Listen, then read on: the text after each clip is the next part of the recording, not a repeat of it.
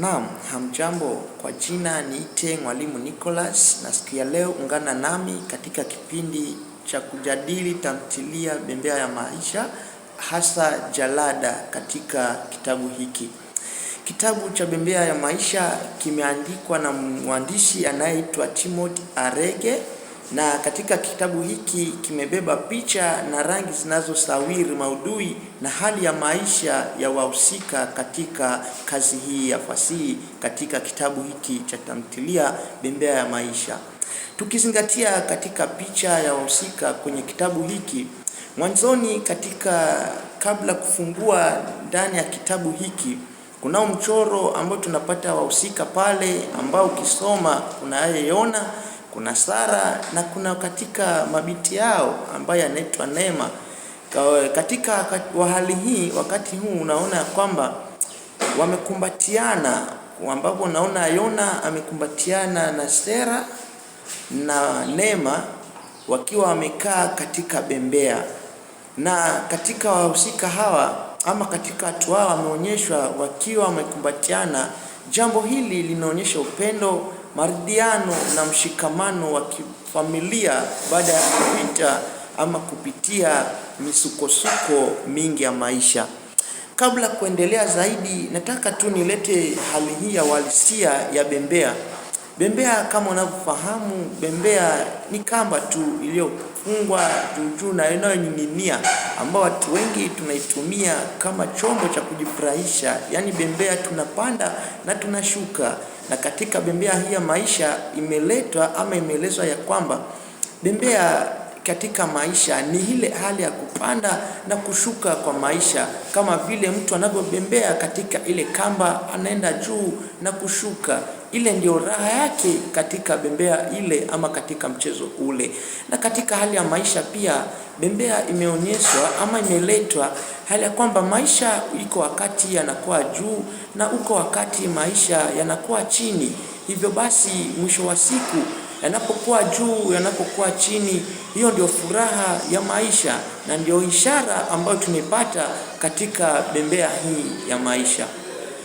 Ishara hii ya bembea ya maisha yenyewe tunapata pale katika mzunguko wa maisha. Bembea inaashiria asili ya maisha. Maisha hayana msimamo mmoja, yana kupanda na kushuka, yani yana furaha na yana huzuni pia. Na katika mabadiliko yake ni kwamba kama vile bembea inavyosonga mbele na nyuma, maisha pia nayo katika wahusika kama Yona na Sara yanabadilika kutoka hali ya migogoro ya ulevi kutokana na maisha ya Yona. Yona alikuwa mlevi. Naona ya kwamba hali hii ilikuwa ni hali ya migogoro katika familia yao.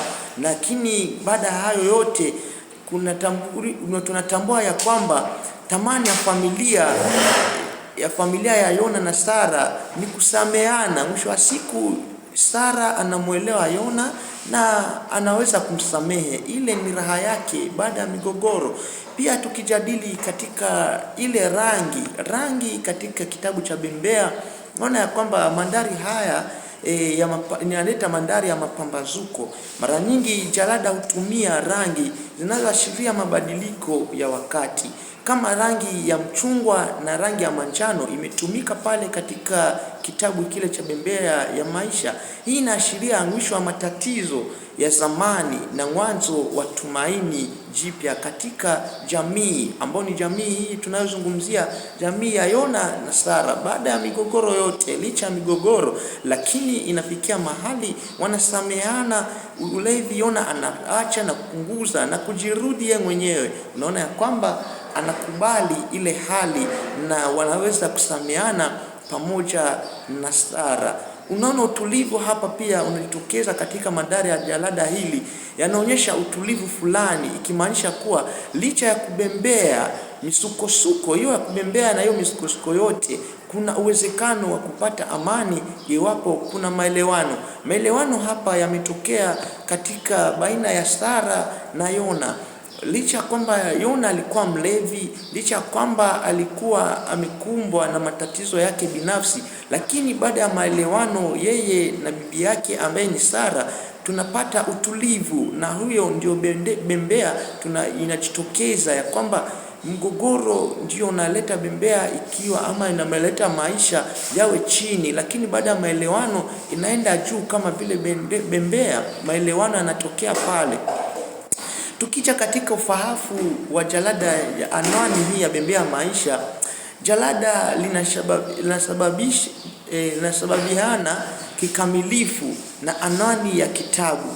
Linasisitiza kuwa maisha ni kama bembea, yanayumba, yanabadilika na yanahitaji uvumilivu.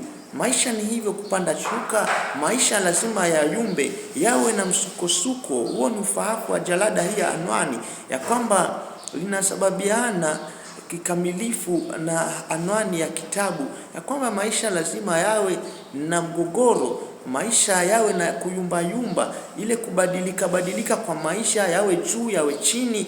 Hapo ndipo tunapata raha ya bendera, ama tunapata anwani hii ya bembea katika kitabu hiki, tamthilia hii ya bembea ya maisha. Unaweza kupata zaidi mwongozo huu katika maelezo mbalimbali katika website mbalimbali ambazo unaweza kupata anwani zaidi ama ufahamu zaidi utakaoelezewa kuhusu bembea ya maisha. Ungana nami kipindi kingine kijacho bila kukosa. Bila kusahau, niite mwalimu wako mpendwa, Mwalimu Nicholas. Asante na muwe na jioni njema.